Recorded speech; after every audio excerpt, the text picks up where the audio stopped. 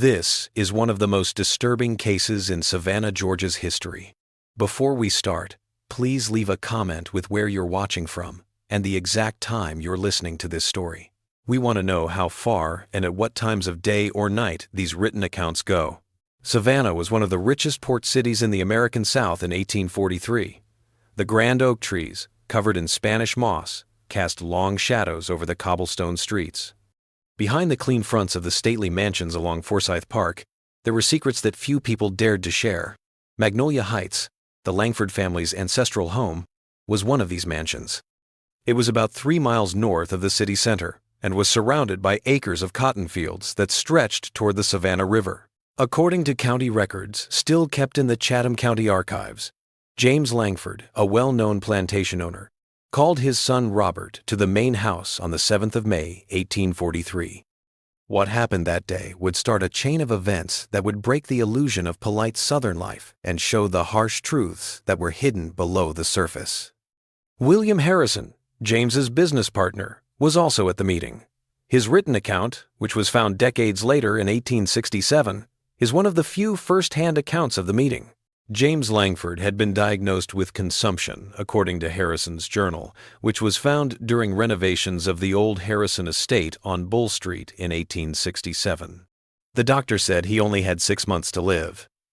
His son, Robert, who had just come back from studying at Harvard College in Massachusetts, was going to take over the family's huge business.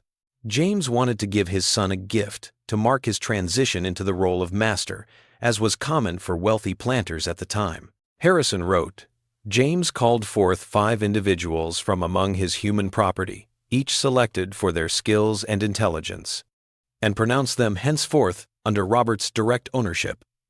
The young master's face showed neither happiness nor sadness, but something else entirely.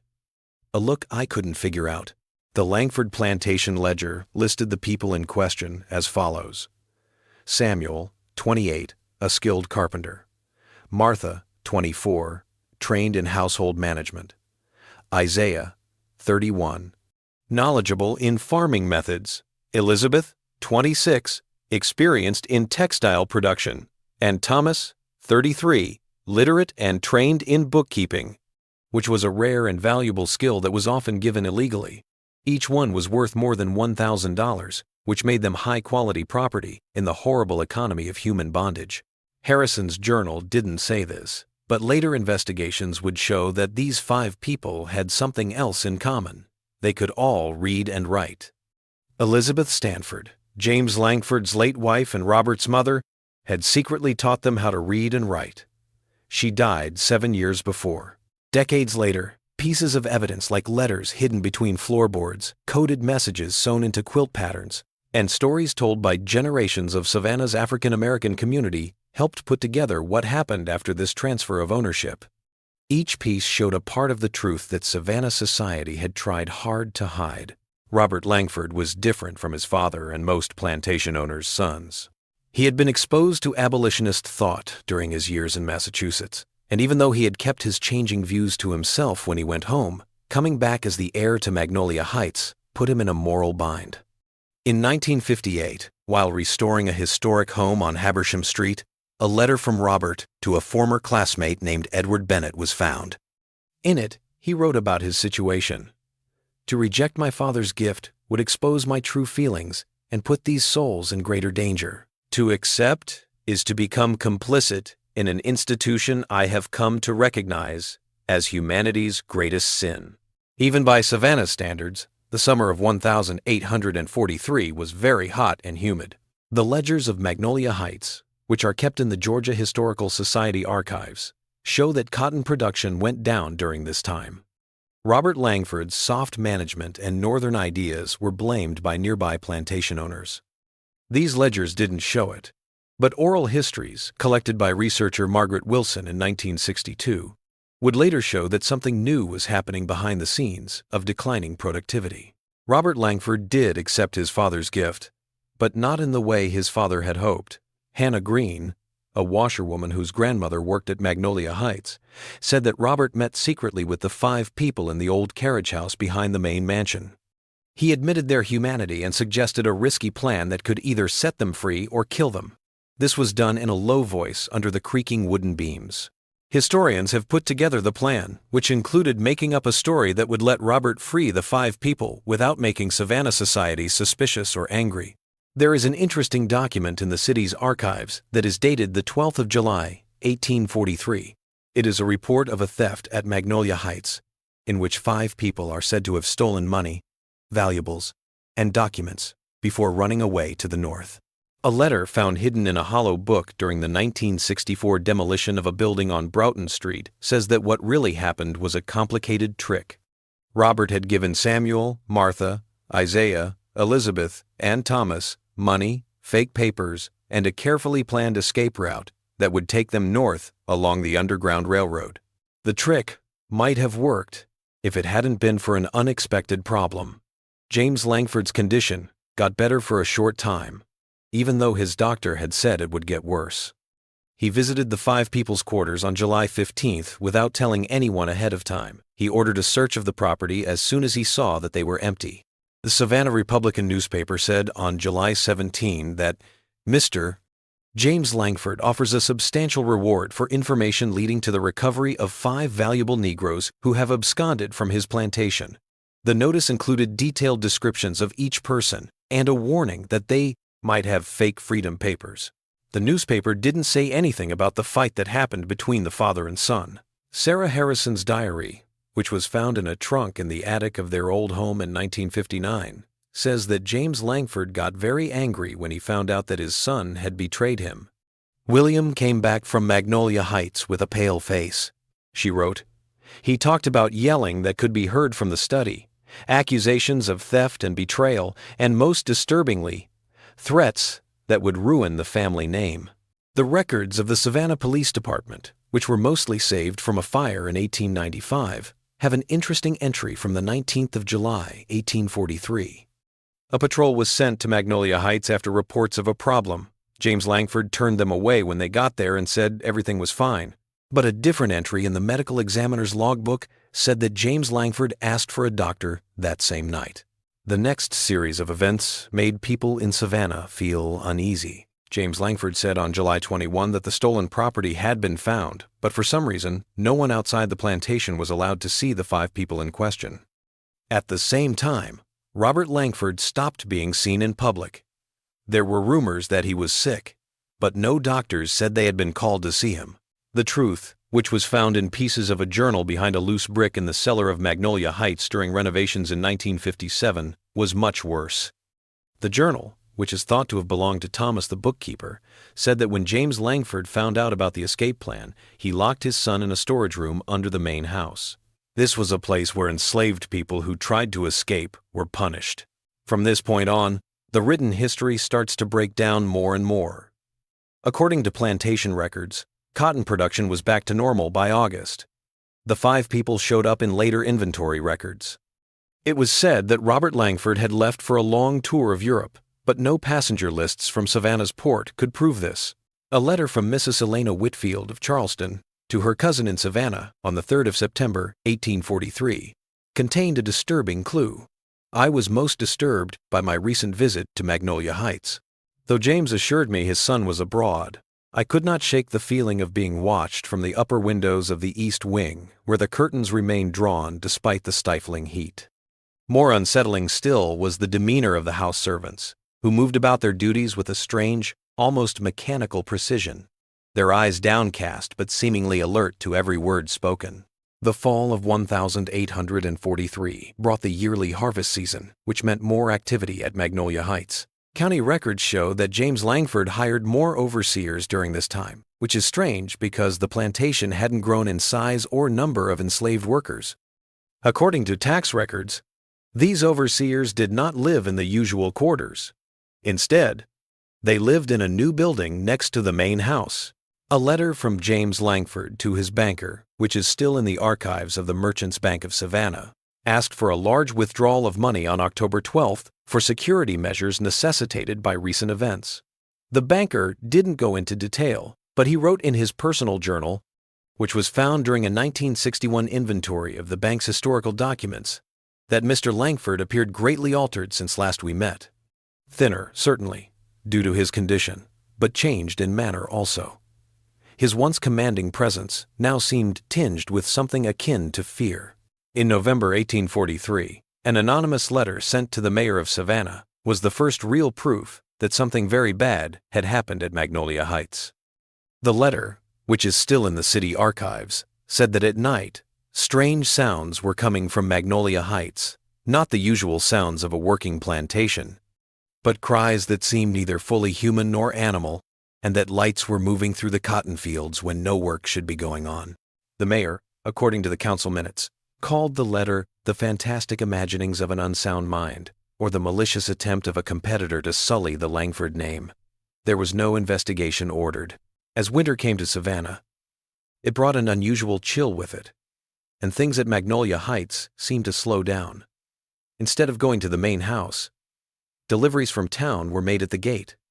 People didn't see James Langford very often, and his health was getting worse. The 5 people who were said to have tried to escape were not seen at all, but plantation owners in the area said that work was still going on in the fields and around the house. The Langford family had always played a big part in the Christmas ball, which took place in December. James Langford sent his apologies again, saying he was sick.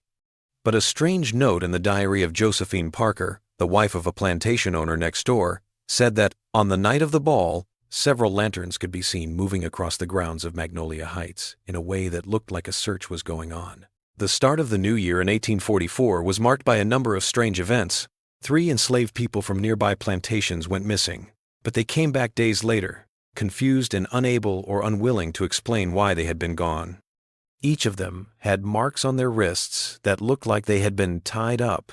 No one would talk about what had happened, but everyone asked to be given new jobs that would keep them away from the borders they shared with Magnolia Heights.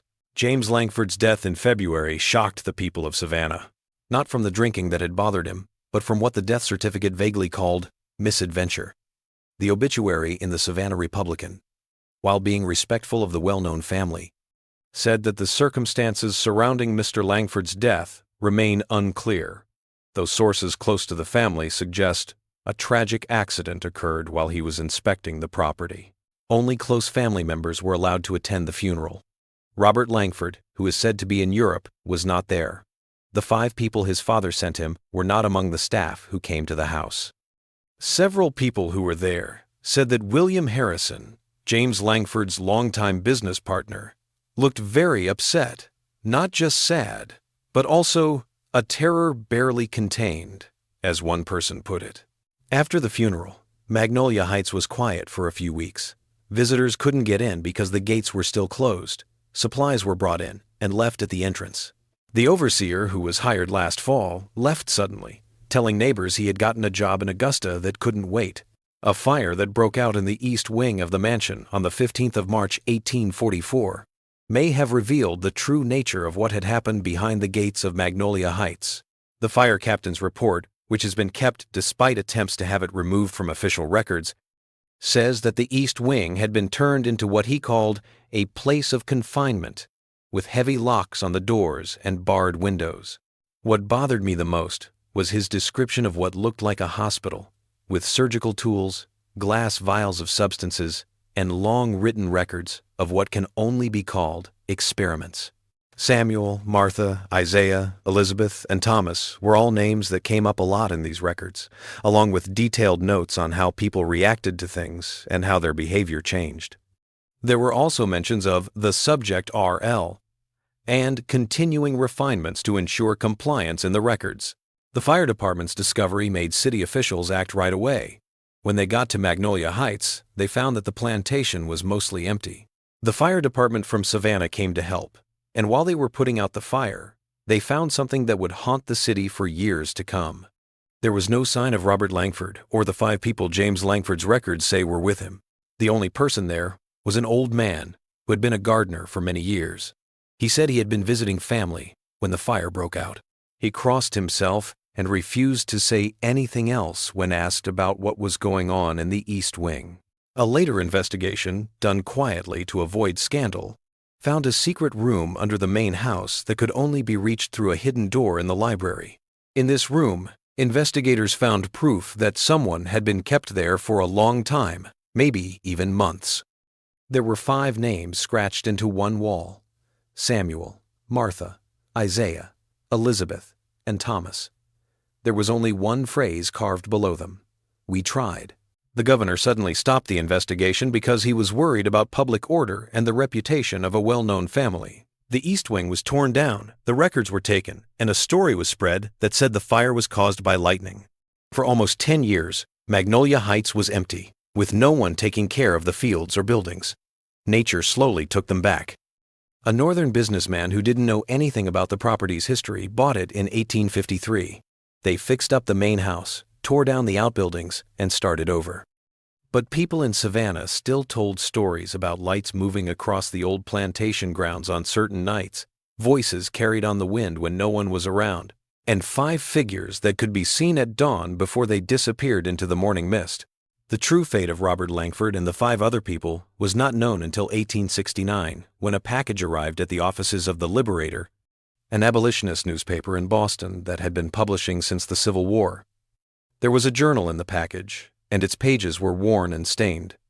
There were also 5 hand-carved wooden figures. The journal, which was proven to belong to Thomas, the literate bookkeeper, told the horrible truth. James Langford had his own backup plan ready when he found out that his son was going to help the 5 people escape. This plan came from his knowledge of experimental medical procedures and his desire to stay in charge even after he died. Thomas wrote, "He has done something to Master Robert. The young master speaks and moves, but his eyes are empty. The words from his mouth are not his own. We try to reach him, to remind him of his promise, but he looks through us now. Yesterday, he watched without expression as his father demonstrated what would happen should we attempt escape again. Isaiah's screams still echo in my ears." The journal explained how James Langford, who was facing his own death, had tried to protect his legacy and keep control of his property by doing experimental procedures on his son and 5 other people. He had learned these techniques from a European doctor he had been writing to for years.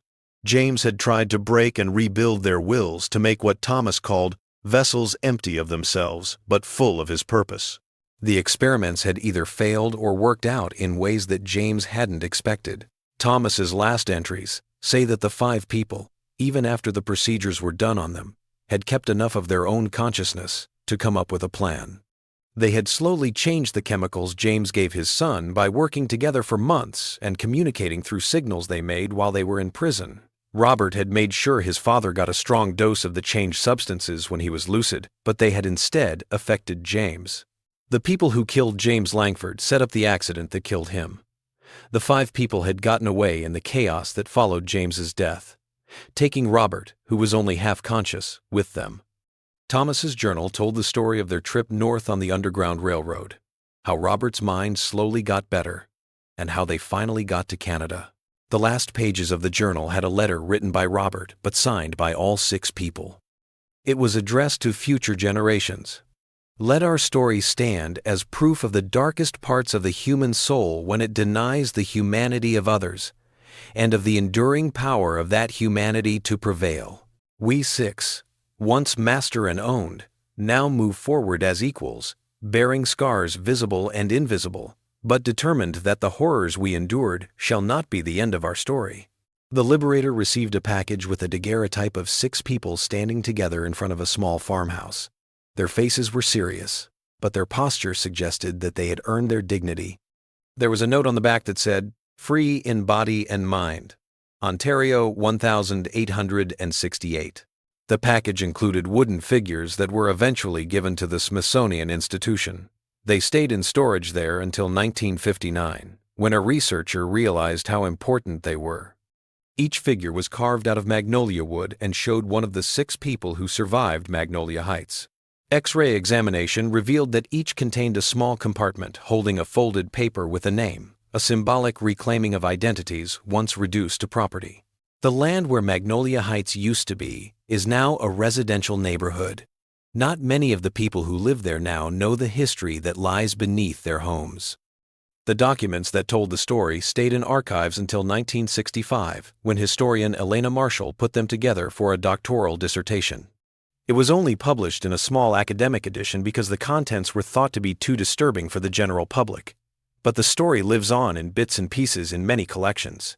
This shows how terrible it was for people to be treated like things, and how people fought back against that system. We may never know the whole truth about what happened at Magnolia Heights, including the exact nature of James Langford's experiments and the details of the 6 survivors' escape and journey. What we do know is that in 1843, a father gave his son 5 people as property. By 1868, 6 people stood together as equals, having survived and overcome horrors meant to take away their humanity. Their story is both a warning and a confirmation. It reminds us of the worst parts of American history and the light of human dignity that no system of oppression, no matter how brutal, has ever been able to put out permanently. A descendant of Thomas went to the site where Magnolia Heights used to be in 1968, exactly 100 years after the daguerreotype was taken. Local newspapers say that she brought 6 candles with her and lit them at dawn before leaving. A resident who saw this later said that as the morning light got stronger, they could almost see 6 people standing among the trees, watching the candles burn down to nothing.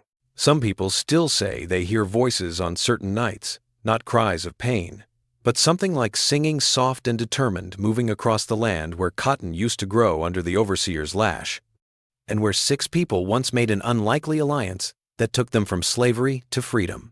People who visit the area sometimes say they feel strange, like they've lost track of time for a moment, and then they feel a strong need to look at their own lives to see where they may have denied the humanity of others. Local historians say this is because of the power of suggestion, but people who have been through it say it's something more, a truth that won't go away. "We tried," is what was carved into that hidden room so long ago. Samuel, Martha, Isaiah, Elizabeth, Thomas, and Robert left a legacy that will last longer than any plantation mansion because they refused to give up their basic humanity even when they were under a lot of pressure to do so.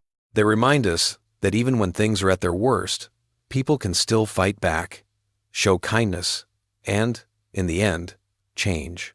Their story is more than just a historical oddity or a ghost story.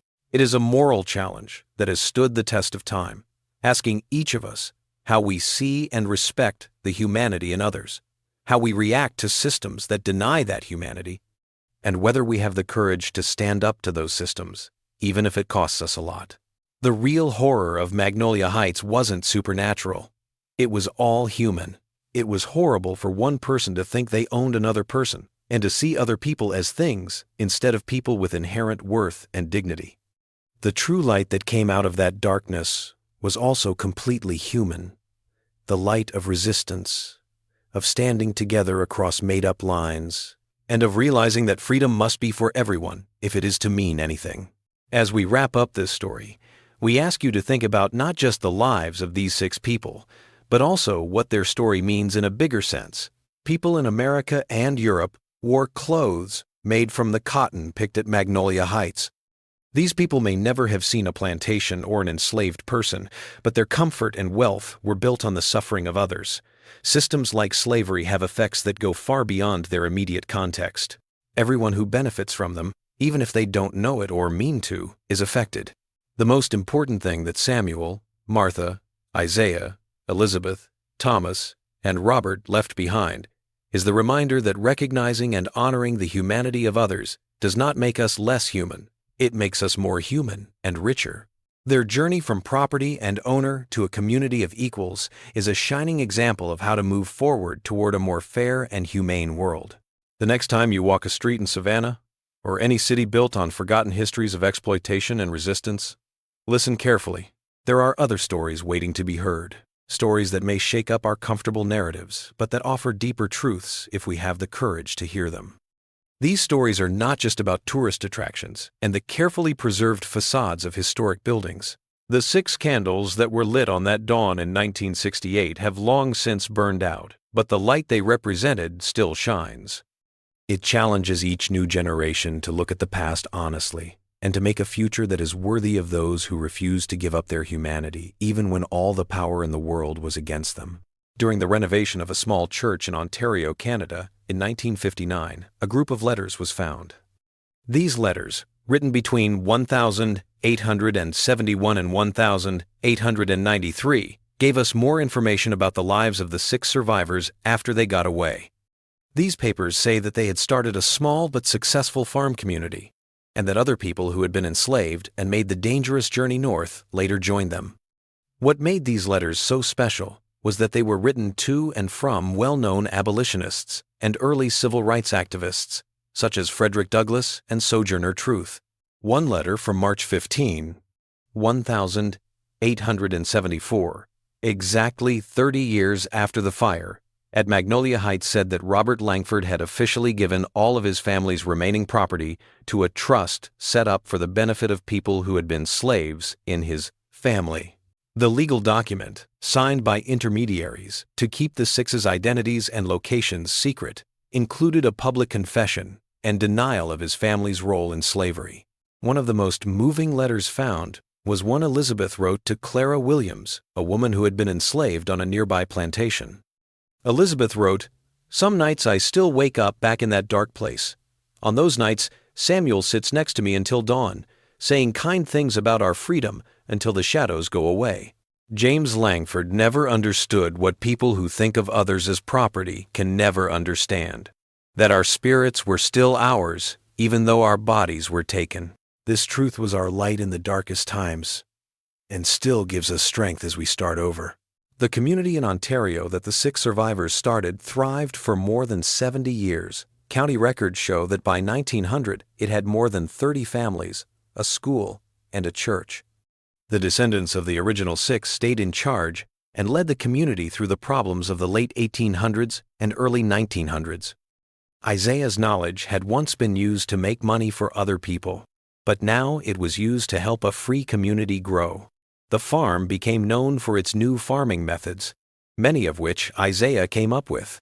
Harriet, Thomas's granddaughter, came back to Savannah for the first time since the escape almost 90 years earlier in 1932.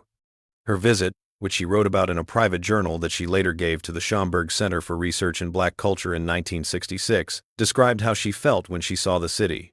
"To walk these streets as a free woman, educated and secure in my personhood, is to claim a victory that my grandfather and his companions fought for with every fiber of their being.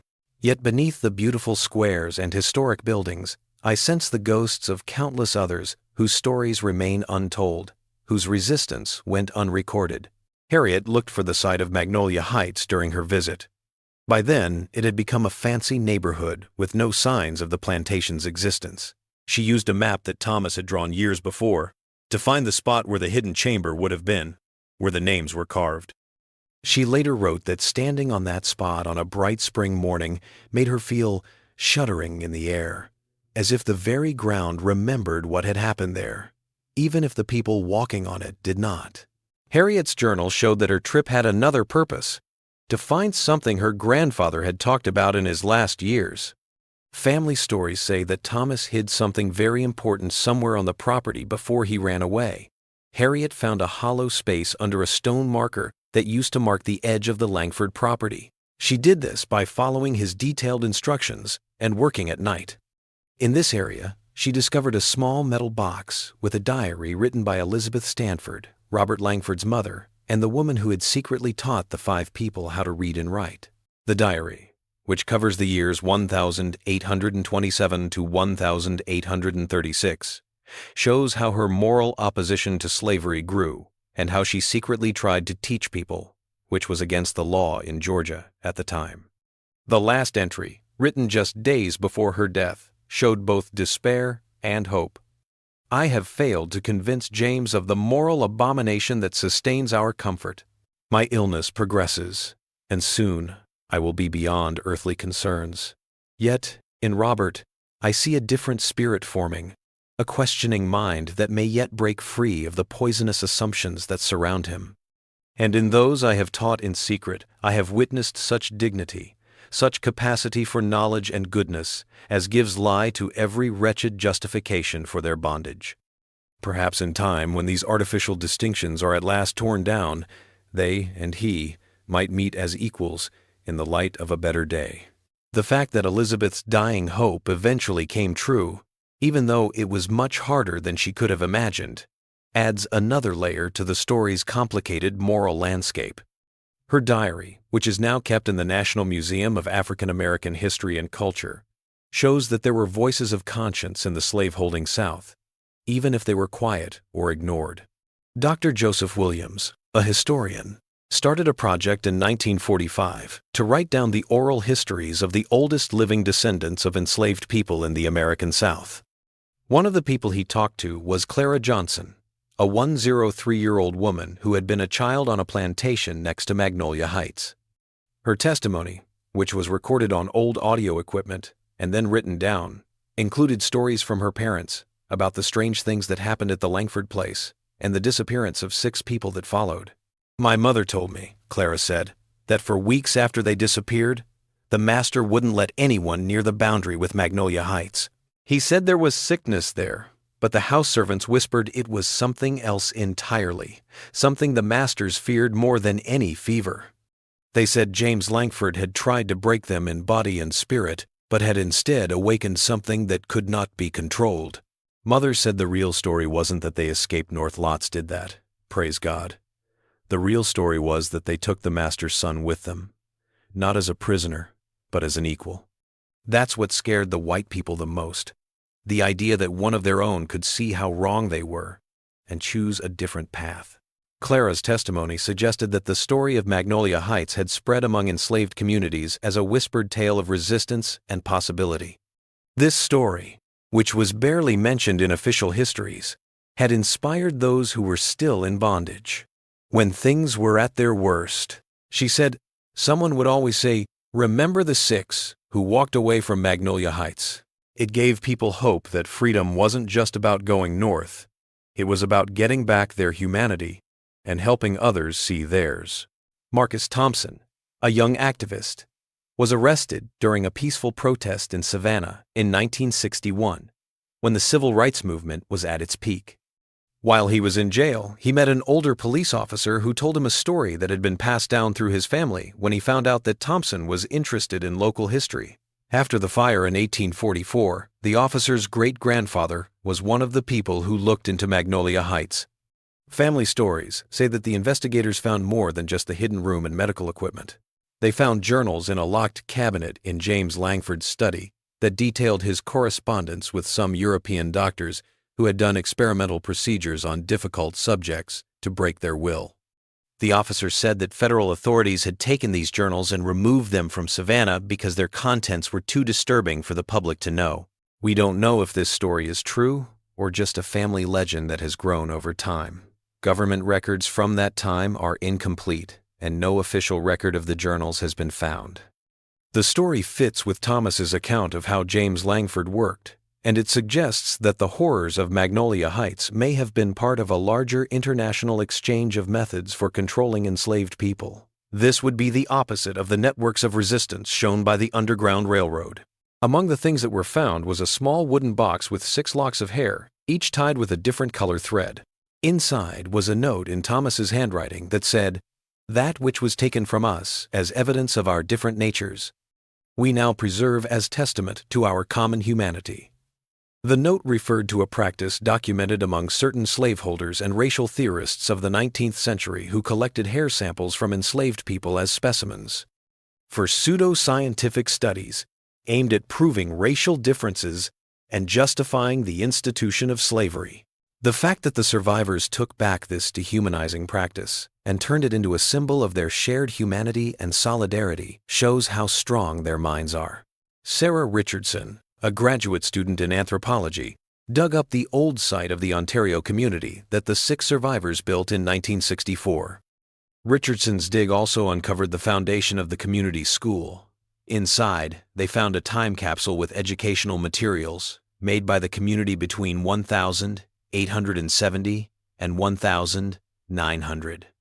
These included new ways to teach reading, math, and history. Martha, who started the school in 1875, made many of them. The material stressed moral reasoning, critical thinking, and a historical perspective that focused on the experiences of people who had been left out of traditional stories. Martha's notebook, from 1881, spelled out her educational philosophy. Having been denied knowledge as a means of control, we now recognize its cultivation as essential to true freedom. We teach our children not merely to recite facts, but to question, to discern, to weigh evidence, and to recognize the dignity inherent in every human being. In this way, we guard against the emergence of new systems of domination, whatever form they might take. This focus on education as a means of liberation, rather than mere advancement, posed a significant challenge to the dominant educational philosophies of the era. Martha's method was ahead of its time by decades, and it was later supported by 20th-century educational reformers. The Ontario community had an impact that went beyond its own area. From 1870 to 1920, records from different abolitionist and civil rights groups show that they wrote to community leaders, especially Robert Langford and Thomas, who gave money and strategic advice for ongoing fights against racial oppression. Their unique perspectives, one as a former slaveholder who had rejected that system, and the other as a formerly enslaved person who had maintained his intellectual autonomy despite attempts to break it, provided valuable insights to movements working toward racial justice. A letter from Robert to Frederick Douglass, dated 1877, showed how much he had changed. Having once been blind to the humanity of those my father claimed as property, and having later been subjected to his attempts to reduce me to a similar state of non-personhood, I occupy a singular position in this ongoing struggle. I have dwelled on both sides of this artificial divide, and can testify that the greater loss of humanity lies with those who deny it in others. The system damages the oppressor as surely as it damages the oppressed, though in different ways. This knowledge compels me to support not merely the legal dismantling of structures of oppression, but the deeper work of transforming hearts and minds. As the original 6 survivors died in the early 20th century, their legacy lived on in their children and the organizations they had set up. The farm community grew into a place where people could learn about farming, come up with new ideas, and fight for civil rights. During the Great Migration of the early 1900s, it was a stop for Black Americans moving north. It gave them a place to stay, learn, and find work. World War I brought both problems and chances. According to records from the Canadian Expeditionary Force, 17 men from the community signed up, including the great-grandsons of Samuel, Isaiah, and Thomas.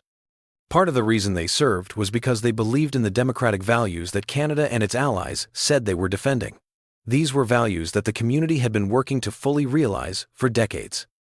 The veterans' return from fighting for democracy in other countries made the community even more determined to keep fighting for full equality and recognition. William, Thomas's great-grandson, said at a town meeting in 1919, "Having carried the flag of this nation and risked our lives in its defense, we now rededicate ourselves to the unfinished work of our ancestors, the creation of a society where all are truly treated as equals, where the worth of a person is measured not by the color of their skin, but by the content of their character." The Great Depression of the 1932 put the community's strength to the test, but the cooperative economic structures set up by the founders held up very well. While other areas were having trouble with unemployment and foreclosures, the community stayed relatively stable thanks to mutual aid systems, a wide range of crops, and small businesses that had been around for decades.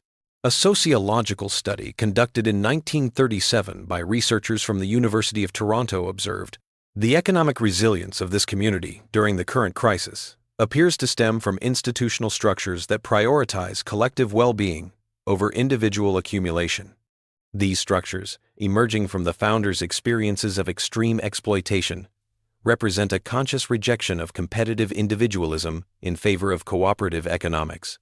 The way the community handled land ownership was especially interesting. The founders did not choose the common model of individual property rights. Instead, they set up a modified land trust that made sure access was based on need and use, not speculative value. This system started out of necessity because many places had laws that made it illegal for formerly enslaved people to own property. Over time, it became a principled alternative to the current economic models. In a journal entry from 1884, Isaiah said, "Having once been considered property ourselves, we approach the ownership of land with different eyes.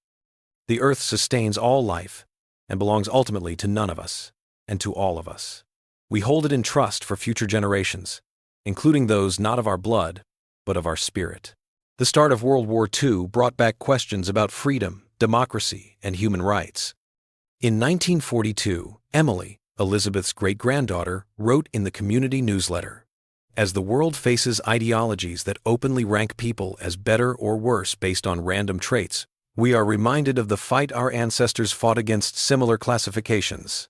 Their resistance, which they kept up even when they were being systematically broken and denied their humanity, is both an inspiration and a lesson for the current crisis." After the war, there were big changes in both the community and society as a whole. The civil rights movements in the US and Canada gained strength, pushing forward the causes that the 6 survivors had fought for decades earlier. Records from this time show that people in the community were actively involved in these movements. Delegations went to big protests and gave money to groups working for racial equality. A letter from James, a descendant of Samuel, to Martin Luther King Jr. in 1955 showed both support and a sense of historical continuity. "What you and your colleagues are doing is the continuation of a struggle that has lasted for generations. My great-grandfather and his friends escaped physical bondage more than a century ago, but they knew that true freedom required the dismantling of systems that categorize and constrain human beings based on arbitrary distinctions. Their journey from slavery to freedom, from property to personhood, from objects of another's will to subjects of their own destiny, is the same journey our whole society must take if it is to live up to its ideals." In the 1960 seconds, the discovery of the different documents, artifacts, and oral histories related to the 6 survivors sped up. This was because more scholars were interested in African American history and the civil rights movement, which gave their significance new meanings. The pieces that had been scattered began to come together into a more coherent story, though there were still gaps and questions. In 1967, someone suggested putting up a historical marker at the site of Magnolia Heights to remember both the terrible things that happened there and the people who fought back. Some local officials and property owners strongly opposed the proposal, saying it would dwell on negative aspects of our history and potentially affect property values. The debate that followed, which was covered in city council minutes and local newspapers, showed that there is still a fight over how to remember the past and what it means for today's society. Supporters said that facing the truth about the past was necessary for real progress toward justice. People who were against the markers said they were unnecessary provocation and an unhealthy obsession with past wrongs. In the end, the marker was approved in 1968, 100 years after the daguerreotype of the 6 survivors was taken in Ontario. However, the text focused more on their escape and survival than on the specific conditions they had to deal with at Magnolia Heights. The language that was used was weak because there was still a lot of tension around people talking about how bad slavery was and the ways it led to resistance. In 1968, the same year, a reunion of the 6 survivors' descendants took place in Savannah. It brought together family members who had spread out across North America. More than 100 people came, representing 5 generations of strength and success. There was a silent vigil at the site of Magnolia Heights and a ceremony at the new historical marker as part of the gathering. Rachel, a professor of history and a descendant of Martha, spoke to the family members who were there. "We are not here just to remember suffering, but also to celebrate survival. Not just physical survival, but the preservation of dignity and humanity in the face of systematic attempts to deny it.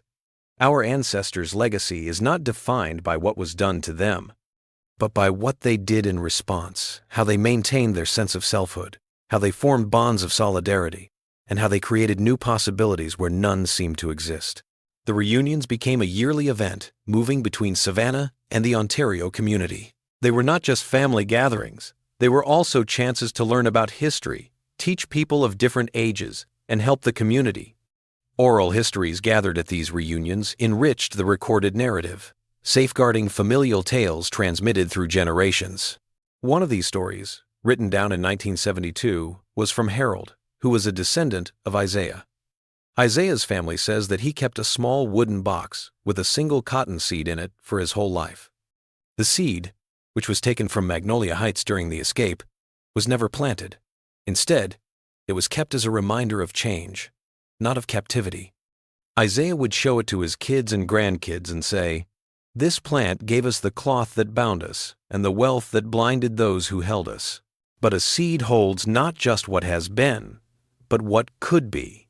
In your hands, even the tools of oppression can become tools for making the world a better place." Another family tradition that Elizabeth's descendants kept up was making quilts out of small squares of fabric from clothes worn by each of the 6 survivors after they escaped. People started calling these quilts freedom quilts because they were passed down through generations as physical links to ancestors who had gone from slavery to freedom. The patterns had small references to the Underground Railroad and the Ontario community. People who knew the family's history could see them, but to people who didn't, they looked like just decoration. The 1,970 seconds and 80 seconds saw a rise in scholarly interest in the story of Magnolia Heights, as historians started to look more closely at the psychological aspects of slavery and resistance. The journals, letters, and artifacts of the 6 survivors gave us rare insights into these things. They showed not only the physical brutality of the institution, but also the psychological warfare waged against enslaved people and their amazing ability to stay free on the inside even when they were being held captive. In 1983, Dr. Elena Wright, a psychologist and descendant of Thomas, published a groundbreaking study that looked at how the 6 survivors kept their sense of self while they were in captivity and how they healed from trauma after they escaped. Wright used family documents and her professional knowledge to find patterns of mutual support, narrative reclamation, and meaning-making that helped her ancestors not only survive their experiences but also turn them into the building blocks for new lives and communities. Wright's work contested dominant clinical methodologies regarding trauma, which frequently pathologized survivors' responses while failing to acknowledge their adaptive and resilient characteristics. Her research impacted a generation of clinicians assisting survivors of diverse forms of oppression and violence, promoting methodologies that recognized and leveraged survivors' intrinsic resilience rather than concentrating solely on trauma and deficiency. Marcus Johnson, a documentary filmmaker and a descendant of Robert Langford, made a movie called 6 from Magnolia Heights in 1992. The movie combined historical records, family oral histories, and modern thoughts on the legacy of slavery and resistance. The movie won a lot of awards at international festivals, and it got more people interested in the story outside of academic circles. Johnson's documentary was especially interesting because it looked into Robert Langford's complicated moral position and how he changed over time.